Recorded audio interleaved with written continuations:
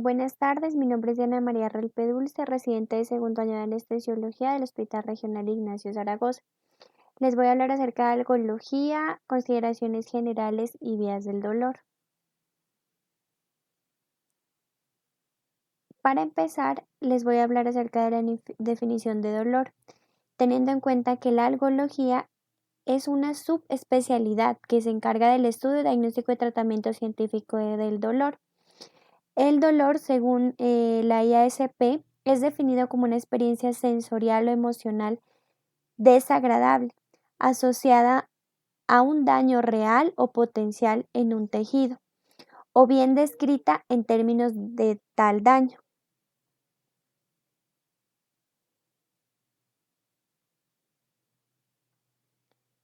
En cuanto a la Organización Mundial de la Salud, reconoce el dolor como un importante problema de salud pública mundial. Identificó la necesidad de un tratamiento mejorado y estandarizado del dolor crónico, tanto maligno como no maligno, y del dolor agudo. Más un síntoma, no puramente nociceptivo. Puede tener componente emocional y subjetivo, sin causa somática que lo justifique. Es una comorbilidad grave cuando ya se convierte en un dolor crónico y recurrente. Es una enfermedad en sí misma. Bueno, en cuanto a la clasificación, tenemos aquí el dolor agudo y el dolor crónico. El dolor agudo es la consecuencia inmediata de la activación del sistema nociceptivo, generalmente por un daño tisular, somático o visceral. Es autolimitado, habitualmente desapareciendo con la lesión que lo originó. En cambio, al dolor crónico no posee una función protectora y más que un síntoma de una enfermedad en sí mismo, es una enfermedad. No es un proceso autolimitado, pudiendo persistir por un tiempo prolongado después de la lesión inicial, incluso en ausencia de lesión periférica. Además, suele ser refractario a múltiples tratamientos y está asociado a numerosos síntomas psicológicos como ansiedad crónica, miedo, depresión, insomnio, incluso alteraciones en las relaciones sociales.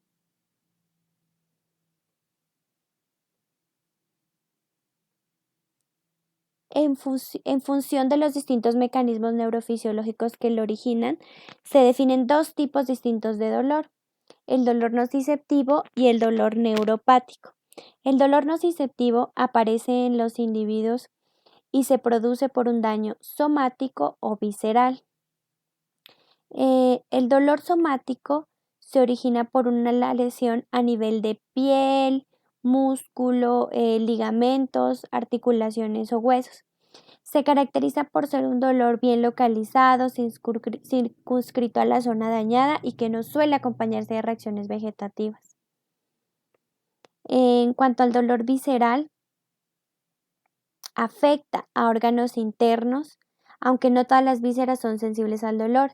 Se caracteriza por ser un dolor mal localizado que se extiende más allá del órgano lesionado. Con frecuencia se localiza en una superficie del organismo distante a la víscera que lo origina.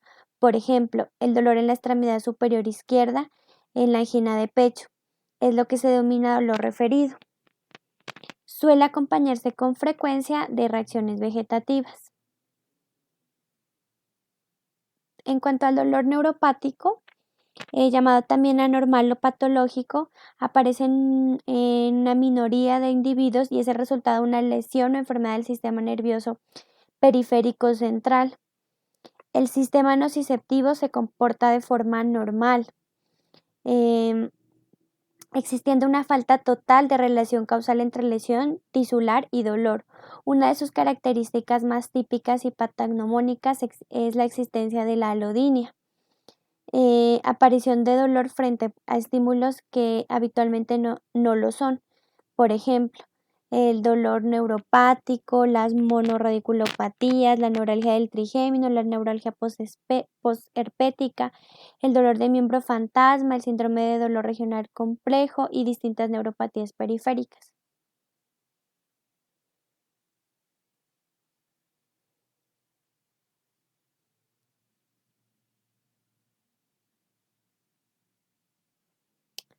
Listo. Tipos de nociceptores. En función de su localización y de sus distintas características se distinguen tres grupos de nociceptores: cutáneos, musculares, articulares y viscerales. En cuanto a los nociceptores cutáneos, estos han sido los más estudiados por su accesibilidad. Presentan tres características fundamentales. Un alto umbral a la estimulación cutánea, es decir, solo se activan frente a estímulos nocivos intensos. La capacidad para codificar de forma precisa la mayor o menor intensidad de los estímulos nocivos. Y la falta de actividad espontánea en ausencia de un estímulo nocivo previo. Los nociceptores cutáneos, a diferencia de otros tipos de receptores, responden a diferentes modalidades de estímulos, incluyendo mecánico, temperatura y químico, por lo que se denominan receptores polimodales. El nociceptor se clasifica de acuerdo al tipo de fibra que lo constituye, distinguiéndose los receptores alfa, delta y C. Las fibras C, como sabemos, no son mielinizadas y el impulso nervioso se transmite de manera continua a lo largo del axón, mientras que las fibras alfa de delta son mielinizadas y transmiten el impulso nervioso a saltos de un nódulo de Ranvier a otro, lo que explica su mayor velocidad de conducción.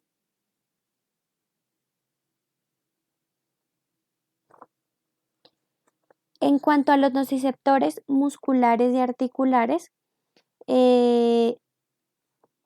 estos son terminaciones de fibras alfa-delta, que a este nivel reciben el nombre de fibras del grupo 3 y de fibras C llamadas fibras del grupo 4. Las fibras del grupo 3 responden a iones potasio, bradicitina, serotonina y a contracciones sostenidas del músculo.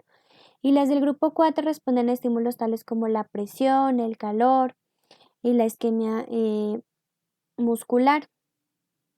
Las articulaciones están inervadas por fibras aferentes a mielínicas del grupo 4 y mielínicas del grupo 3. Están localizadas a nivel de la cápsula articular, los ligamentos, el periósteo y la grasa articular, pero no en el cartílago.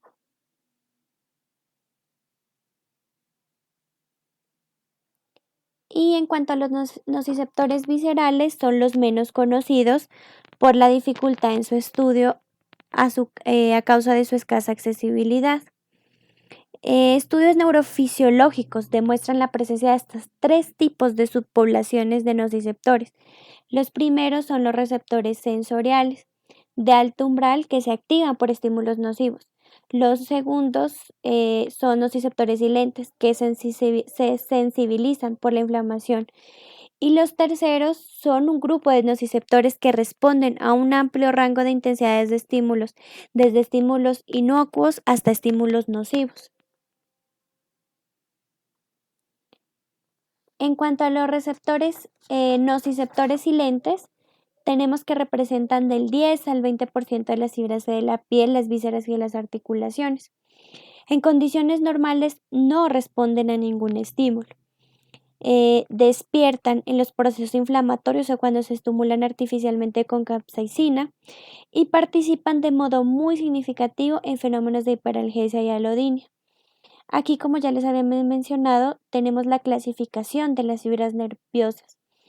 Las de tipo A delta, que son mielinizadas, menor de 3 micras, su estimulación es térmica y mecánica con una velocidad rápida de 5 a 30 milisegundos. Su característica, pues dolor primario, agudo, reflejo de protección, localizable y breve. Y las de tipo C son no mielinizadas de una micra.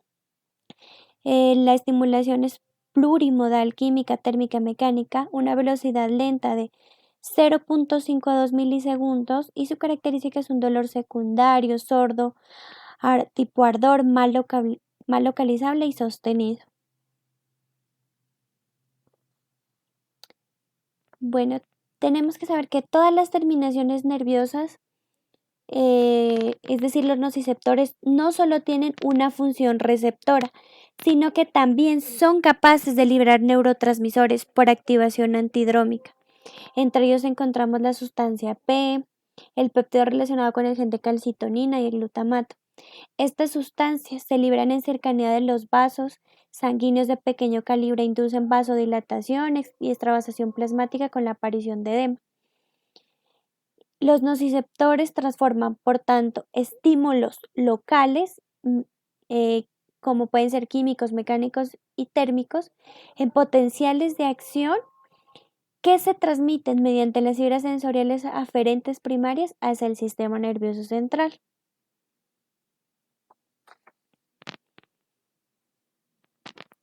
Bueno, vamos a hablar de nociceptores y quimiorreceptores. La mayoría de nociceptores son quimiorreceptores. Los mediadores químicos son capaces de modificar la actividad de las fibras aferentes. La sensibilización implica sustancias como mediadores, la bradicinina, citocinas, eicosanoides, neurotransmisores como serotonina, noradrenalina, los iones potasio e hidrógeno, el ácido láctico, la histamina, diversos péptidos como sustancia P y opioides y ciertas sustancias como prostaglandinas y los leucotrienos que disminuyen la activación de los nociceptores. En cuanto a las sustancias liberadas, tenemos aquí las prostaglandinas, prostaciclinas, leucotrienos, tromboxanos. Tanto ellas como los radicales superóxidos liberados son productores de dolor, son mediadores comunes en la inflamación, son potenciadores de dolor secundario, sensibilizan a los receptores y desarrollan hiperalgesia. La sustancia P es considerada como neurotransmisor, se libera por los axones desde las neuronas sensitivas a nivel medular. Sus axones se bifurcan hacia el asta posterior de la médula y hacia la periferia. Se liberará sustancia P en la piel, pulpa dentaria y en el ojo. Los opiáceos bloquean o anulan la liberación de esta sustancia. La histamina y la serotonina. Esta está presente en los tejidos inflamatorios. Su relación con el dolor todavía no ha sido perfectamente establecida. La bradicinina. Esta está en exudados inflamatorios y en tejidos lesionados con gran capacidad de producir dolor. Activa los nociceptores a través de la fosfolipasa C, ya que aumenta el calcio intracelular y los despolariza y los sensibiliza mediante la fosfolipasa 2 por medio de la síntesis de prostaglandina E2. Las catecolaminas. Existe participación de neuronas postganglionares simpáticas y de noradrenalina, tan solo sobre los nociceptores que han sido excitados y no sobre aquellos intactos. Los hidrogeniones y el ATP. Los hidrogeniones aumentan la conductancia iónica y el ATP aumenta el sodio, el potasio y el calcio, produciendo dolor agudo. Los opioides endógenos activan los receptores delta y kappa, presentes en las terminaciones de neuronas postganglionares simpáticas, y bloquean la síntesis de prostaglandina E2, reduciendo la hiperalgesia en áreas inflamatorias y en tejidos lesionados. En cuanto al estímulo nociceptivo, tenemos que una gran variedad de tipos de energía como mecánica, electromagnética, eléctrica, calórica, química, puede activar el sistema nociceptivo, cuya característica común parece ser la gran intensidad que constituye una amenaza para la integridad del cuerpo, capaz de provocar una lesión en los tejidos. Si estos estímulos nociceptivos desencadenan además una percepción dolorosa, se denominarán algógenos. Si son nocivos, causarán una lesión que irá acompañada de una reacción inflamatoria caracterizada por los signos cardinales clásicos de dolor. Por tanto, el dolor puede aparecer en ausencia de un estímulo físico, como lo son los dolores espontáneos, y un estímulo indoloro puede provocar sensaciones dolorosas, como ya lo he mencionado, la alodinia, o magnificar el dolor provocado, la hiperalgesia. Los dolores referidos no se sienten en la región corporal estimulada, sino en otra más o menos alejada. Además, pueden ir acompañados de hipersensibilidad, por ejemplo, dolor en la región precordial, la mandíbula, el brazo izquierdo, ambos en un esquema del miocardio. Algunas afecciones neurológicas se caracterizan por dolores espontáneos peculiares, como son la sensación permanente de quemadura, sensación paroxística de torsión o de dislaceración. Todavía más paradójico puede parecer lo que se ha convenido en llamar el dolor del miembro fantasma, que se manifiesta por una desafrentación. Por otra parte, resulta complicado trasladar el concepto de un estímulo nociceptivo al dominio visceral. En efecto, una lesión del tejido, incluso amplia, puede ser totalmente indolora, como un infarto de miocardio silente, perforación de víscera hueca, procesos neoplásicos, mientras que la simple distensión de una víscera hueca desencadena un dolor atroz, como un cólico nefrítico. En cuanto a las sensaciones nociceptivas y percepción del dolor, tenemos que el sistema sensorial nociceptivo informa de la intensidad, amplitud, localización, la duración y la calidad del estímulo. Estos datos constituyen un factor discriminativo sensorial. Por otra parte, el estímulo nocivo alerta a la persona y dirige su atención hacia el dolor, dándole prioridad sobre cualquier actividad que esté desarrollando. El dolor motiva reacciones de defensa o de huida inmediatas que se traducen en reflejos somatomotores y en reacciones neurovegetativas. Además, y con una relevancia fundamental para la supervivencia del individuo, se acompaña de una emoción desagradable que fuerza la motivación de la acción. Este componente indisociable e interdependiente de la experiencia subjetiva constituye el dolor afecto motivacional. Los factores sensoriales y afectivos se interpretan dentro del contexto presente de la experiencia previa y de las proyecciones futuras y a través de los códigos y significados que impregnan el medio sociocultural. El conjunto de estos tratamientos centrales y de la información sensorial y afectiva constituye lo que habitualmente se conoce como el factor cognitivo de la percepción del dolor. Estos tres factores, discriminativo, sensorial, afectivo, motivacional y el cognitivo, no solo influyen mutuamente, sino que elaborarán una característica propia del sistema nervioso central, que es la experiencia subjetiva de una percepción dolorosa.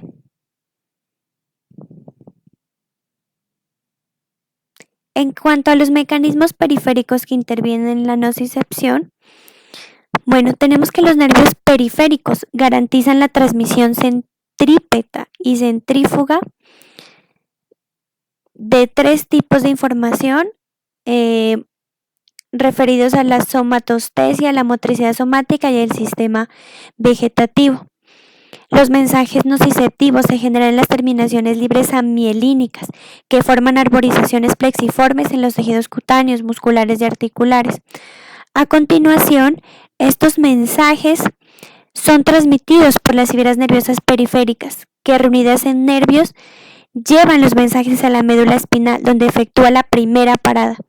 Estas protoneuronas de terminaciones libres, cuyas fibras están muy poco mielinizadas, fibras A delta o zonas mielínicas fibra C, reciben el nombre de nociceptores porque codifican preferentemente los estímulos nocivos.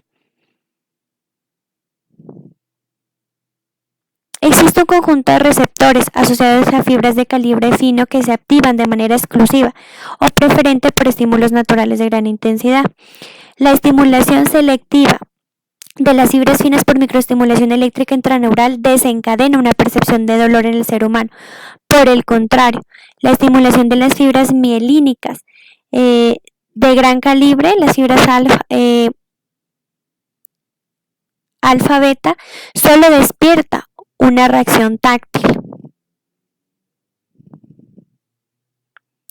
La latencia de la sensación de una picadura breve y bien localizada asocia una ráfaga aferente en las fibras alfa-delta. Va a ser corta, de 200 a 300 milisegundos.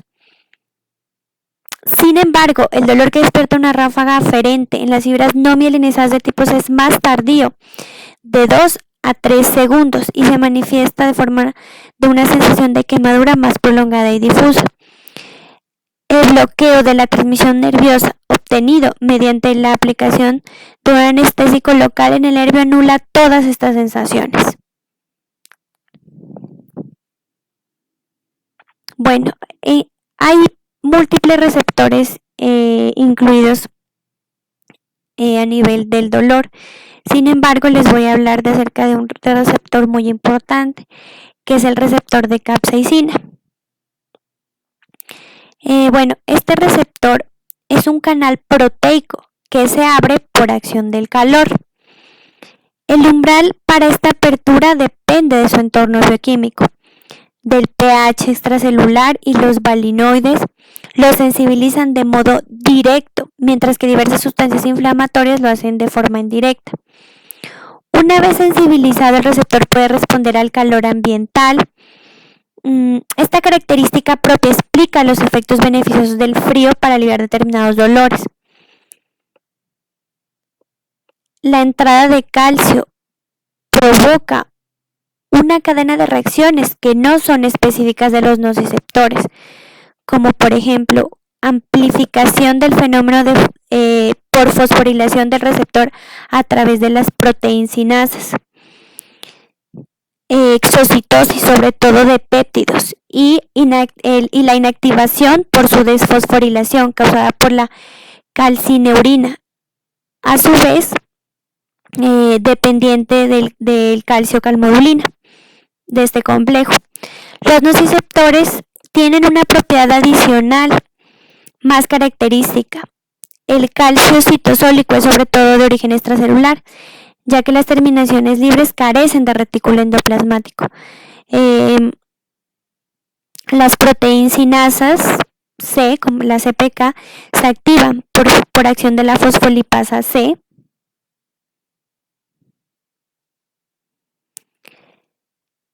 Dependiente a su vez de un receptor metabotropo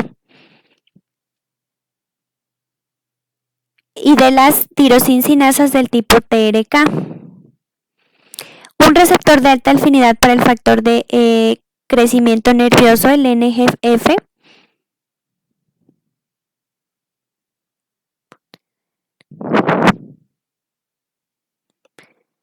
al mismo tiempo las proteinsinasas se unen a receptores metabotropos relacionados con proteínas C, con proteínas G estimuladores o inhibidoras, por mediación del AMP cíclico,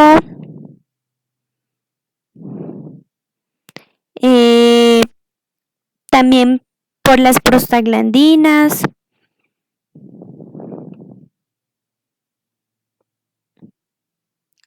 o por el GDP y el GTP.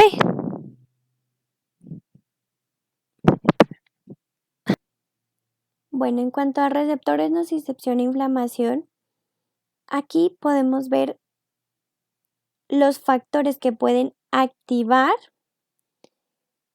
sensibilizar o ambas a los nociceptores tras una lesión del tejido. En el proceso intervienen 3 grupos de factores. Los primeros, que son los hidrogeniones, el trifosfato de adenosina, el ATP, muestran una relación directa con la lesión del tejido y activan los nociceptores ya excitados de forma directa por el propio estímulo causal. Los segundos, que son la bradicinina, la histamina, la serotonina, las prostaglandinas, leucotrienos, citocinas proinflamatorias, factor de crecimiento nervioso, se asocian a los procesos inflamatorios y sensibilizan a los nociceptores para que respondan a los estímulos físicos y a la acción de otras sustancias. Los últimos son los péptidos, la sustancia P, la neurocinina A, el péptido asociado al gen de calcitonina, liberados por los propios nociceptores. Los glucocorticoides bloquean a la fosfolipasa A y por tanto el metabolismo de los leucotrienos y las prostaglandinas, mientras que los antiinflamatorios no esteroideos bloquean a la ciclooxigenasa, la COX-2.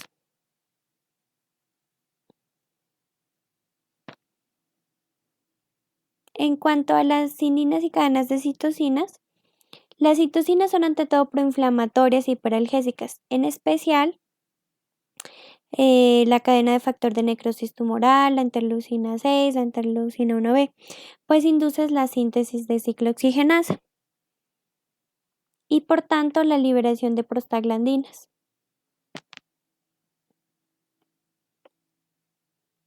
Por intermedio de la interleuquina 8, el factor de necrosis tumoral también estimula la liberación de aminas simpático-miméticas.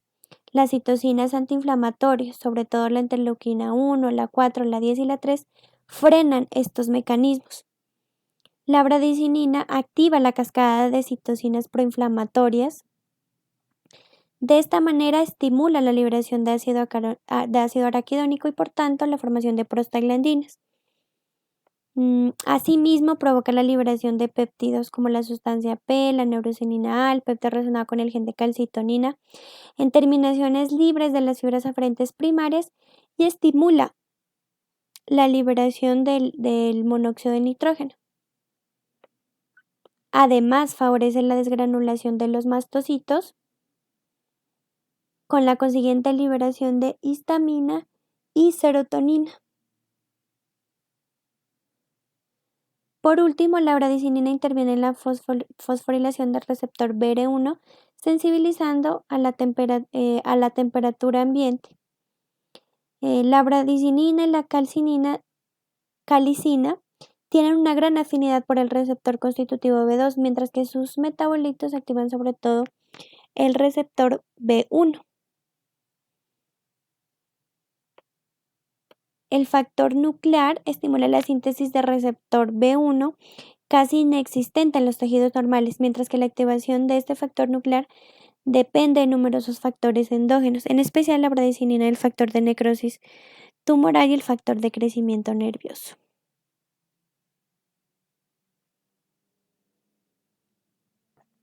En cuanto a la liberación de neuromediadores y neuromoduladores, en las terminaciones nerviosas centrales y en las fibras aferentes primarias, la aparición de potenciales de acción en las membranas de las terminaciones provoca la apertura de los canales de calcio dependientes de voltaje.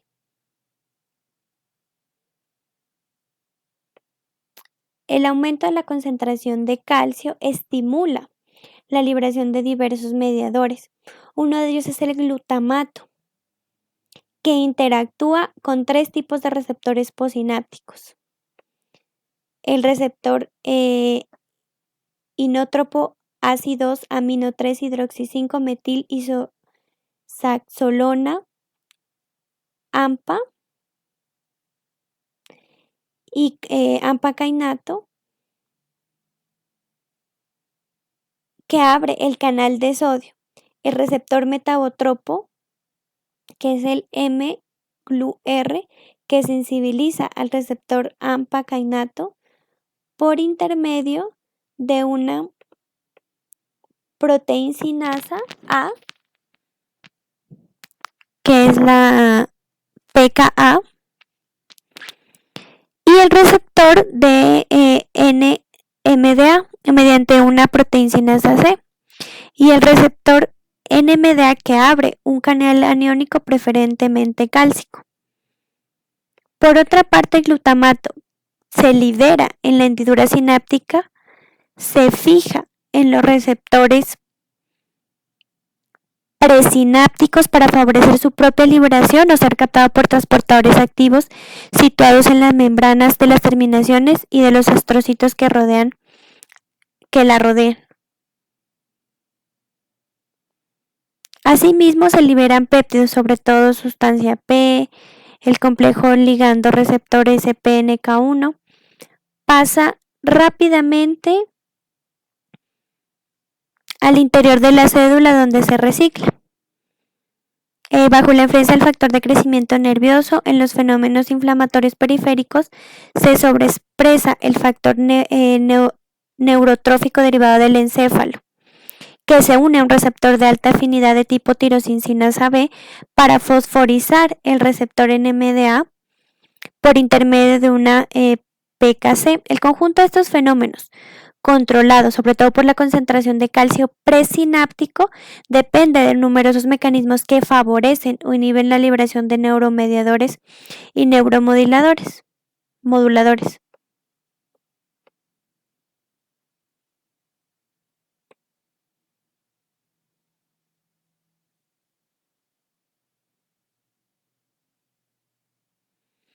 Bueno, ya empezando con las vías del dolor, tenemos a la neurona de primer orden.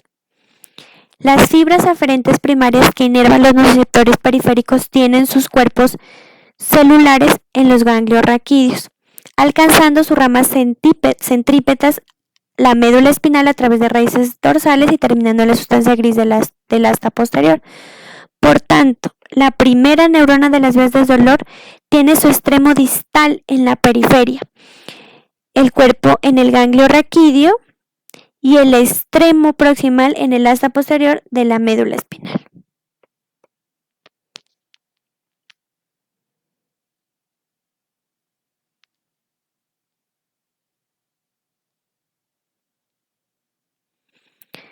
Aquí tenemos la organización laminar de la sustancia gris.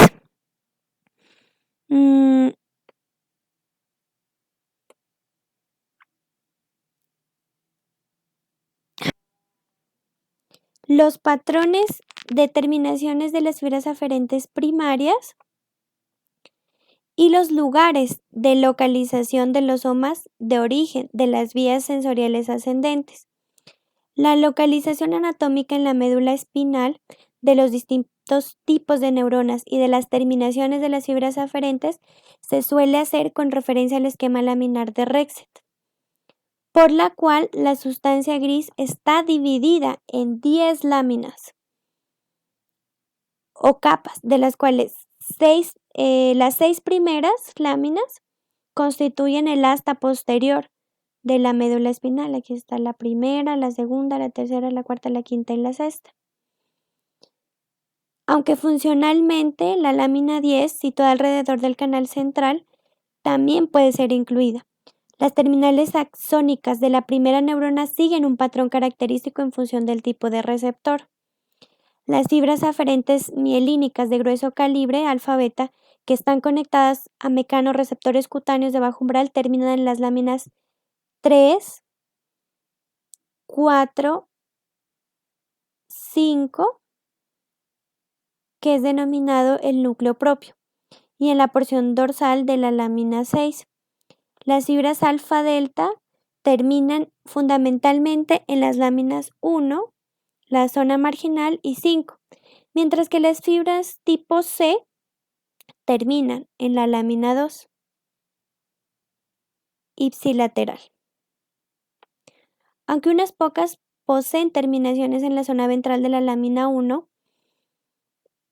y en la zona dorsal de la lámina 3, las fibras de los nociceptores musculares y articulares terminan en la lámina 1, en la 5 y en la 6, mientras que las fibras de los nociceptores C viscerales lo hacen en las láminas 1, 5 y 10.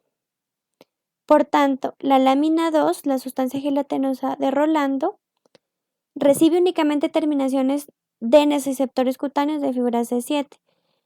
En resumen, los extremos proximales de la primera neurona tienen una distribución anatómica definida en función de la localización del nociceptor, sea cutáneo, visceral o músculo articular, y del tipo de fibra alfa, delta o C que vehiculiza el estímulo.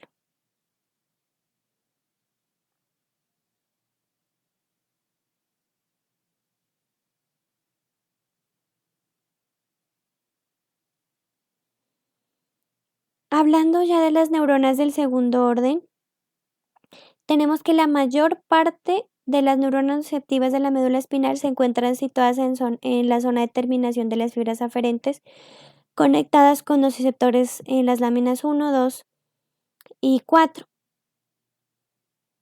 También 6 y especialmente en la lámina 5.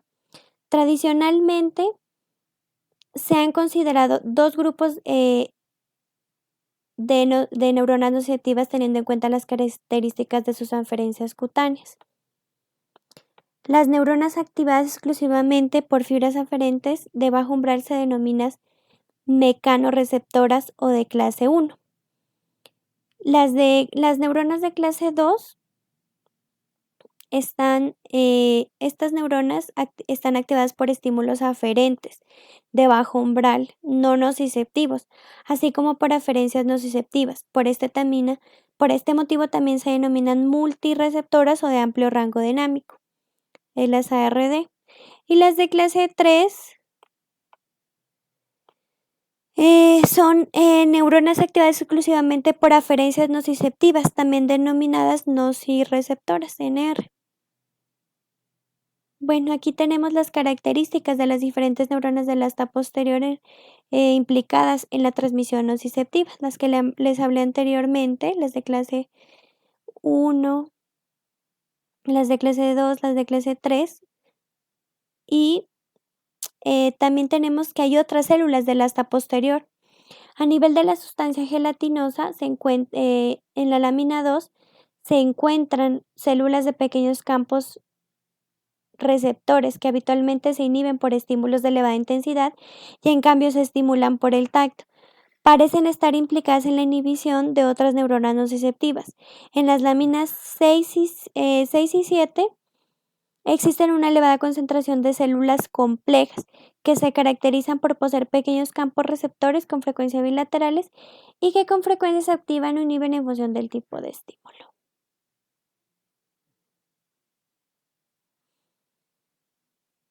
Bueno, en cuanto a las vías ascendentes, continuamos hablando de las neuronas del segundo orden. Una gran proporción de las neuronas nociceptivas medulares envían sus axones a centros supraespinales, vulvares y talámicos, siendo los más importantes el complejo medular reticular, el complejo reticular mesencefálico, la sustancia gris periacuadectal y el núcleo ventroposterolateral del tálamo. La mayor parte de esta información nociceptiva se transmite por vías cruzadas ascendentes situadas en la región anterolateral de la médula espinal, aunque existen fibras que asciendan ipsilateralmente. Los fascículos, anatómicamente mejor definidos, son el espino talámico, espino reticular y espino mesencefálico, aunque la mayor parte de vías espinales ascendentes contienen axones de neuronas nociceptivas.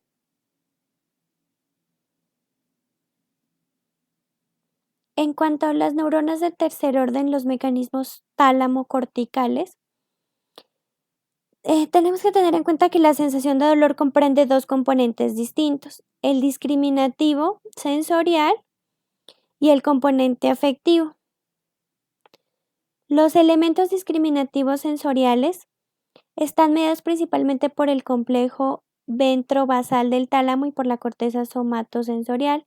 Estas áreas poseen neuronas nociceptivas con características similares a las de la médula espinal, con propiedades que permiten clasificarlas dentro de las clases 2 y 3. El componente afectivo de las sensaciones dolorosas está mediado por núcleos talámicos mediales y por zonas de la corteza que incluyen regiones prefrontales y especialmente la corteza supraorbital. Aunque tradicionalmente se había considerado que la integración final de los componentes discriminativos sensoriales y afectivos del dolor se hacía a nivel subcortical, sobre todo en el tálamo y núcleos diencefálicos subtalámicos, se ha podido demostrar también que existen centros corticales que participan en esta integración final, llegando la información modulada desde el tálamo hasta el córtex cerebral a través de las neuronas del tercer orden. Bueno, aquí tenemos en esta imagen las vías ascendentes y las estructuras subcorticales implicadas en la transmisión dolorosa. Por ejemplo, aquí está la sustancia gris periacuadectal, el núcleo parabraquial de la protuberancia. Aquí está la parte ventromedial del complejo posterior. Aquí está la parte ventrocaudal del núcleo medio dorsal.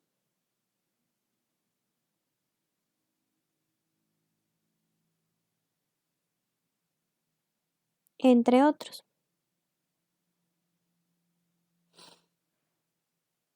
Bueno, en esta imagen tenemos aquí, bueno, el receptor. Las terminaciones nerviosas libres, dependiendo pues del tipo de sensación, que sea dolor, temperatura y del tipo de fibras alfa, delta y C, llega a la neurona de primer orden, al ganglio radicular posterior. Los axones que penetran la médula desde este ganglio forman dos ramas ascendentes y descendentes, y estas forman el fascículo posterior lateral del Lissaner, llegando a la neurona del segundo orden. Los axones de esta neurona se decusan y ascienden en el cordón blanco contralateral como un haz espinotalámico lateral, para llegar a la neurona de tercer orden, en el núcleo ventral posterior del tálamo. Muchas fibras del fascículo espinotalámico lateral hacen sinapsis con estas neuronas. El destino es la circunvalación central posterior. Los axones de la tercera neurona pasan a través del brazo posterior de la cápsula interna y la corona radiada a través de las vías espinotalámico lateral y el lemnisco lateral. Para hablarles un poco acerca del trayecto del tracto espinotalámico lateral, tenemos que las aferencias poco mielinizadas, fibras de la raíz posterior de la médula espinal, de la primera neurona de la vía sensorial, se bifurcan en el tracto posterolateral, tracto de Lissauer, y terminan en las células de la sustancia gelatinosa del cuerno posterior. Las fibras de las vías que se originan aquí cruzan en la comisura blanca en el lado opuesto y ascienden al cordón lateral hacia el tálamo, donde está a la segunda neurona. La vía transmite el dolor y la sensación de temperatura, impulsos esteroceptivos y propioceptivos. Las fibras para la sensación del dolor probablemente se encuentran superficialmente, mientras que los de sensación de temperatura se encuentran más profundamente. Transmite la sensibilidad protopática, el dolor y de temperatura. Se unen al lemnisco medial y terminan en el tálamo. Núcleo ventral posterolateral.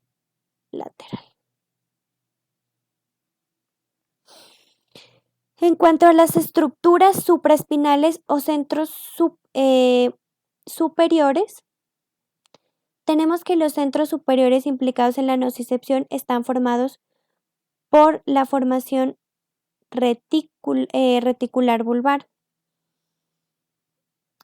la formación retículo mesencefálica, las estructuras talámicas y el corte cerebral.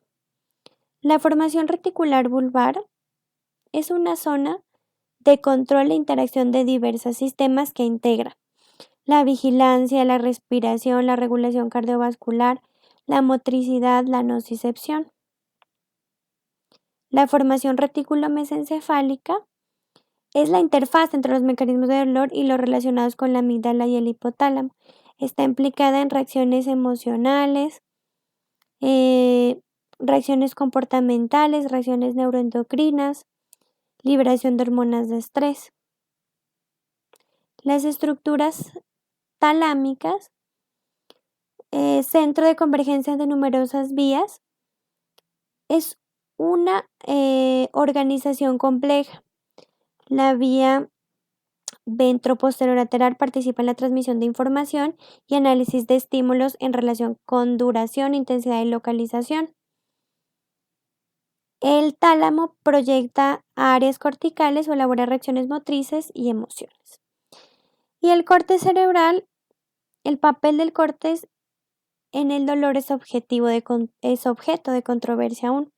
Depende de la discriminación.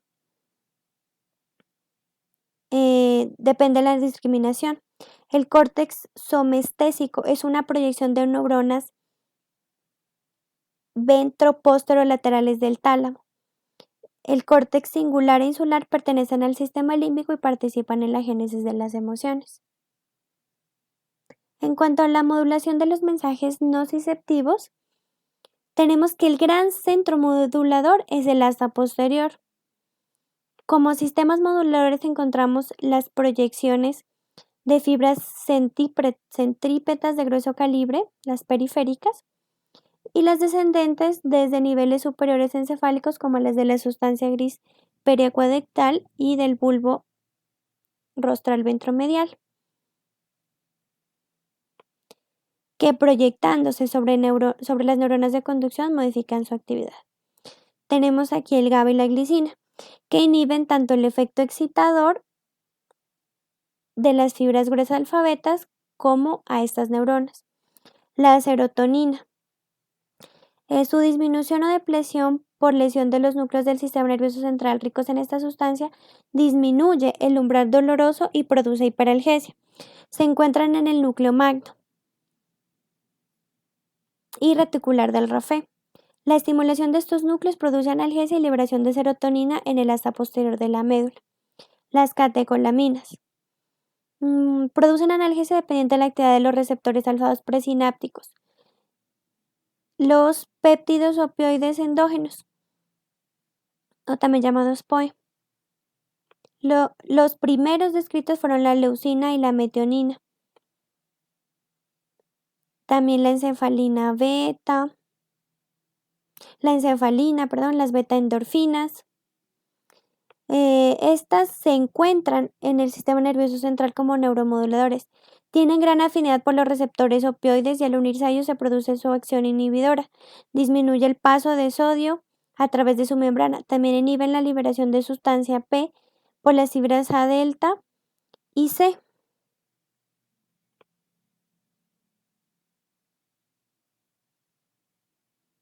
Los procesos dolorosos estimularán su síntesis a nivel medular, según la influencia excitadora periférica y la influencia inhibidora. Se produce balance entre los influjos. El dolor se produce si hay una ruptura del equilibrio en favor de los mensajes excitatorios, que puede ser exceso de nocicepción o déficit de control inhibidor. En cuanto al proceso neurofisiológico del dolor, este complejo proceso de nocicepción está dividido en 4 etapas fisiológicas. 1, que es la transducción.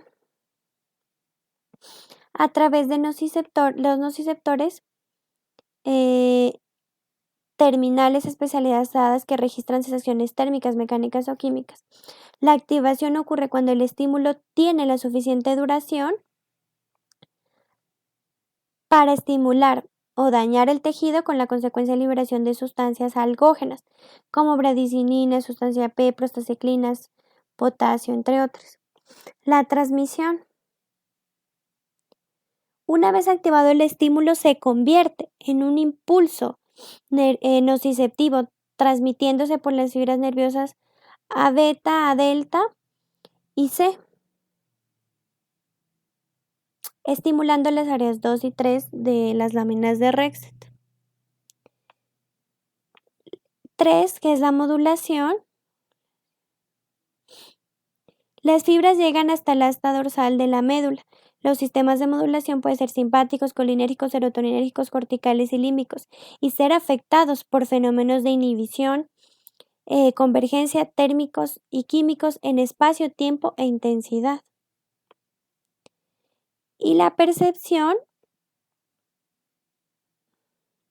se realiza en el tálamo, corteza cerebral y proyecciones córtico-medulares, donde se hace la interpretación de los impulsos y están mediados por la modulación y la percepción de sustancias como somatostatina, neurotensina, prostaglandinas, opioides endógenos, entre otros.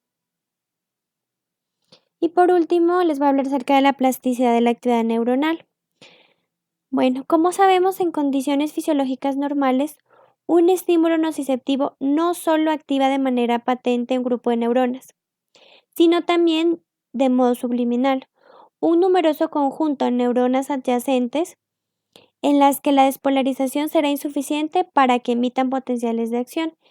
En situaciones patológicas, tanto de origen periférico como central, este conjunto de neuronas en reposos puede despolarizarse lo suficiente como para emitir potenciales de acción y amplificar, por tanto, la transferencia de información.